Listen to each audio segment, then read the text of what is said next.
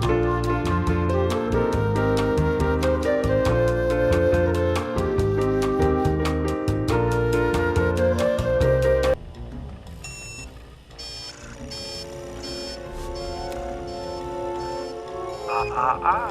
didn't say the magic word.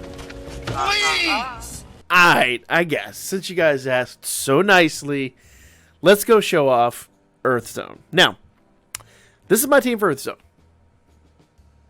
There, I answered your question. Bye. Oh, that's not what you meant. Okay. Alright, I'll explain. Because apparently it bears explaining. Let's go ahead and talk about the first unit on the team. That is Haruhime with Hestia tied to her. Now, the reason that I have that there, obviously, like I said in last video, where you guys actually posed the question, these units hit hard. Our opponents hit much harder than they ever used to. So all our +2s are going to croak very quickly if we don't have some kind of defensive buff. Now, I guess I could technically put the defensive Haruhime on the front, but, or I'm sorry, defensive Hestia on the front, but I always found that kind of a dubious notion, I guess you could say. I think Haruhime being in the front is going to be a little bit better. Now, understand that because of that, Finn is going to lack the strength buff, he's going to lack the wind damage buff, he's going to lack pretty much everything. But to be fair, he's only here for his SA effect, and his SA effect is 100% wind attack damage, so that's going to be really, really, really important. Basically, if you have him and you have that Finn, you are in great, great, great shape. Now, I do have more bonds in both Finn and Anakitty, and if I'm frank, I just haven't wanted to spend the Hero Falna. You guys know, if you guys come to the streams, I'm always poor on Hero Falna, so I really just didn't want to spend it tonight. I really didn't feel like it. So I've got a couple bonds in him and a couple bonds in Anakitty that I could throw in there, and frankly, Anakitty's stronger when she's weaker. Those of you guys that use her in Wargame know that very truly. So, Haruhime with the AoE debuffing Hestia. Technically, well, it is a debuff. It is a debuff. It increases their incoming damage, but it affects the foe, so it is a debuff in theory. We have both the 33% SA gauge charge, both the assist and the adventure in Line and Finn.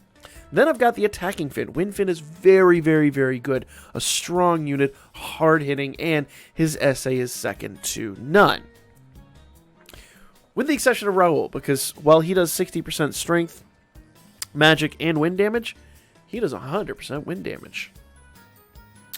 Now, if I could muster a triple, I would. I don't know if we'll be able to pull it off, but we can try. The biggest problem with that triple is that, well, simply put, his is only one turn. So if I do that, then we only get the 100% wind damage for that one turn, which sucks. And the worst part is because he does his buff and kind of overrides Finn's, that means on the turn after that triple, we're not going to have that wind buff damage. So it actually would be better to do Haruhime's than do the double. I don't know if we'll have time to do it, but we can try and just see what kind of numbers we pull out. In fact, that might just be fun, frankly. So Finn, a great DPS. He's going to be your main DPS. And, of course, we've got Ares tied to him. Now, Anakitty is an interesting addition here. Okay? So, slow. Strength and wind attack damage plus 35%. We're not really going to need that, to be honest. Because we're already going to get some big buffs out. But, if I'm fair, it's going to help out a little bit. But not end of the world stuff. Super wind physical attack with temporary strength boost, ultra and guard rate, and physical resist and wind resist minus 30%, and dex minus 40%. That's really more what we're doing. Her skill 2 is off the chain. So that is, wrong team, that is obviously a thing. Now, Soma will buff the wind damage, and that's going to be really, really important there. Then we've got Hestia and Elise. Now, I'll talk about Hestia first, because Hestia comes in. She's going to buff Strength. Now, she only does a 10% buff because she's not max limit broken. Yes, we could get more out if we used Artemis, but I really wanted to use Casino Seer to try to see if we could get the SAs out. So, it's a thing. It was my goal. So, while this could probably be a faster, better, harder hitting run, this is the run I chose to go with because I'm not going to make crazy numbers here. I'm not going to like be in the top 10, especially not with her in that situation and them not max them up broken. So I'm not really worried about what kind of crazy like numbers am I going to produce. I'm just trying to get the best damage I can out of these units. Remember, a big hit in 7th zone will account for so much more than just beating this on turn 15. So if we can get a big hit out, that might actually accommodate for not beating it in so many turns, especially with a team like this. So that's kind of our goal here. Now, Elise is an AoE debuffer once again, so we're going to use that skill and just trying to get in there. And of course, I've already talked about Raul and Casino Seer, so let's jump in here and let's begin this fight. Now, right out of the gate, like I said, I've got to debuff with Haruhime. I've got to. I don't have a choice. If I don't, we are dead. And we're going to buff 33% of the SA gauge charge. And we're going to start with our general buff and debuff stack. Now, notice that he doesn't really buff himself ever. We kind of need this buff from Anakitty. It's really interesting. So, our main DPS needs a buff from somebody else. It's weird, but it is what it is, And honestly, until we get some more SAs out there, that buff is not going to be very, very important. So we're just chugging along until we can get SAs, pretty much. Now, Haruhime is going to go ahead and do her Yosuga. It really needs no introduction. Then we're going to go ahead and do this all target damage plus 30%. That's just going to allow us to get more damage out. And Finn is going to go ahead and move over here. Okay? Bam. So notice he does strength and agility plus 30%. That agility buff, I believe, is the only one that's actually going to take place. But he doesn't buff his wind damage, which is kind of weird. So we're basically going to spam this attack. Okay? Physical resist, magic resist, fire, water, thunder, earth, wind, light, and dark resist buff down 3 turns. So any kind of resistances they get, which they're going to get because it's 7th zone, will basically automatically be removed. Like, they're going to come in 1 turn and then they're gone. So that's super handy. She's going to come out. Now, notice she did strength, magic, and agility, 35%. Or, I'm sorry, remove strength, magic, and agility. She did strength and wind damage, 35%. So that's why I say Finn's buff really isn't relevant. And then she's going to do this. Physical resist and wind resist down 30%. Remember, we already have wind down 40% because of Finn. So this is really physical resist 30% and dex down 40%. So you just got to think everything through and plan everything out. Now, once again, our numbers are not going to be terribly impressive. We really need that buff from Raul. Alright, here comes Raul. So, we're going to come out of the gate with his skill 2. Notice skill 2. It's his fast wind, physical attack, temporary strength boost, altering counter rate, removes damage reduction, type all targets, and guard rate buff skills. So notice he doesn't really buff himself.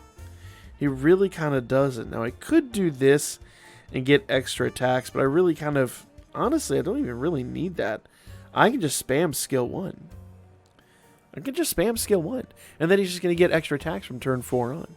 Now, I am going to go ahead and buff him with both of their skill 1s again. Well, actually, no. Because his isn't necessary. I mean, I could buff the agility. It's not going to make too much of a difference. So I'm just going to go ahead and buff it with hers. So strength and wind attack damage 35%. That's more than enough. I don't think Raul needs the agility, to be honest. I mean, it might be nice, but he's only +2. What's it really going to do for him? And then I'm going to go ahead and do Sheikah on this turn. Well, let's see. So we got all of that for quite a few turns. 3 is the lowest on there. He'll be buffed. What is 2 down here? Those are the debuffs. So, yeah. We'll be good to go. Because I'm going to SA with Haruhime next turn. Now, that does mean every turn after that, she's going to have to spam Yosuga. That's a thing. But remember, this does a big counter rate and penetration rate buff. So, when they counter and when they hit, they're going to hit a lot harder. Alright? So, like I said, I'm going to SA on this turn. I'm going to keep spamming this and this, and I'm going to go back to skill 2 with her because he's now got a strength and wind damage buff. Seconds from disaster. So, pretty straightforward stuff. Like, it's not anything too crazy. Alright.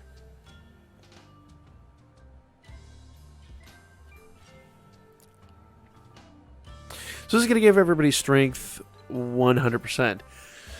So while that does kind of negate a little bit of what Anakitty did, she also buffed everybody's wind attack damage, and that's going to be really important until we can get the SA off. Like I said, we're going to work to a double SA with Raoul and Finn. Poor Anakitty's not going to be doing her SA, but it's a thing. I guess I could do a triple with the 3 of them, but let's see how much damage we pull out if that's even going to be necessary.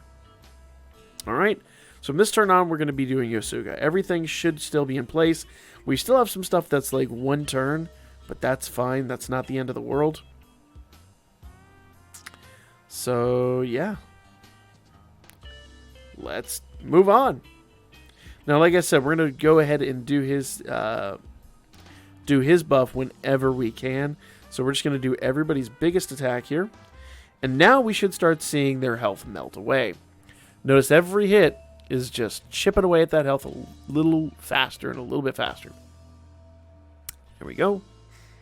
And once again, the reason I didn't do a triple is because Finn's, the buff he gives on his SA is only 1 turn. So if we did do that, we would kind of be out in the cold. Now, one thing I could have done here, I could have gotten the double SA on turn 7.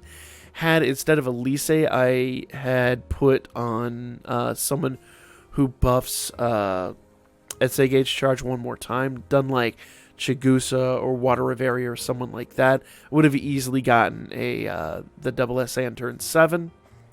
But I don't think it really is necessary. Once again, I'm not going to be killing him on turn 7. Maybe I could kill him on turn 8. I don't know. I can go back and retry that. It would be an interesting attempt. But we're going to go ahead and do double SA here. Like I said, once again, wind attack damage 100%. And while this isn't going to really affect anybody, that buff isn't, he's just going to hit like a truck. Because remember, let's go back here. She doesn't really get anything from this. Ultra on guard rate removes status debuffs. You know, whatever. So I'm not really worried about that. Let's turn icons on and make sure no one's debuffed. Finn is debuffed, but you know what? I'm going to do it anyway. In theory, if I did a triple SA with Anakitty before these two, it would remove their debuffs and then they could go to town. That might be another tactic, but that would drag out like a couple extra turns, and I kind of want to finish this quickly. So once again, that right there, not great damage, but remember he's +2, and he doesn't give himself the wind attack buff. We're really just buffing Finn. Let's see what Finn does even with those debuffs in play. Nice! Holy crap. Okay. So, Finn is a beast. Finn is an absolute unit. Came out of the gate with that big... Why are you freezing? With that big million AoE attack, even though he was debuffed. So imagine what he would have done had we not been debuffed. That would have been phenomenal. Alright, so I think we're lined up for a turn 9 kill. Let's go ahead and see here. Alright, so super. We're going to do everybody's... Ooh, she's out of MP.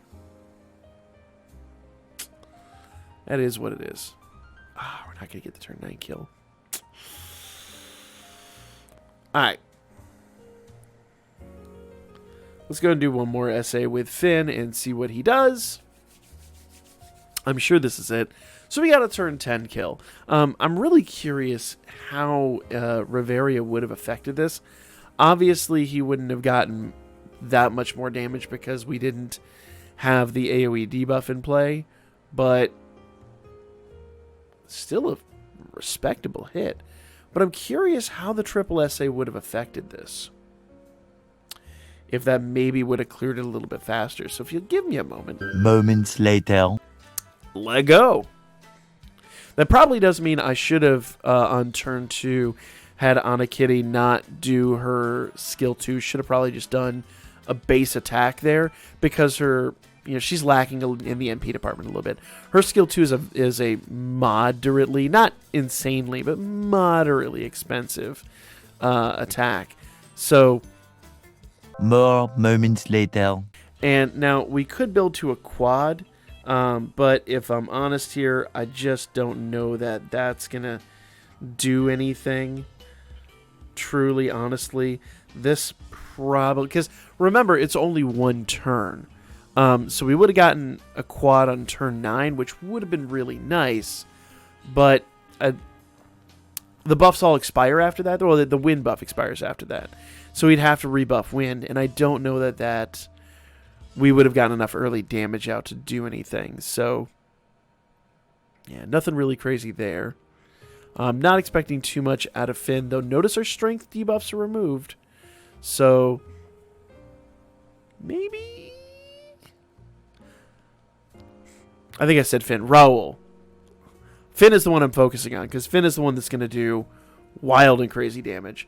That was kind of pathetic, but once again, the biggest issue, there's no Phantasma killers on the Wind team, so you can't really go for that wild and crazy kill like we did with the Fire team. But let's see here. He didn't really hit that much harder. Why that? Oh, you know why? It basically negated because we didn't have the... Yeah. So this is going to go to turn 11. It negated what we did with the AoE buff. So yeah, this build isn't as viable. And then obviously we just have to... And see, he's out of MP now. So everybody just doing what they do. And Finn lost the wind attack damage buff, so this is going to drag us out. So if I had Raoul and Anakitty bonded out, we probably would have won that one. But, it is what it is. The other build actually was significantly better. Maybe the quad might have eked it out, but I don't think it's even worth pursuing. As I said, the better tactics to get the early damage out and to keep the buff, because then if that turn afterwards you need that buff, you can utilize it. So, live and learn. It was worth the shot. So, yeah, let me know what you guys thought in the comments section down below. Like, comment, share. Be back at you guys with more Danmachi soon.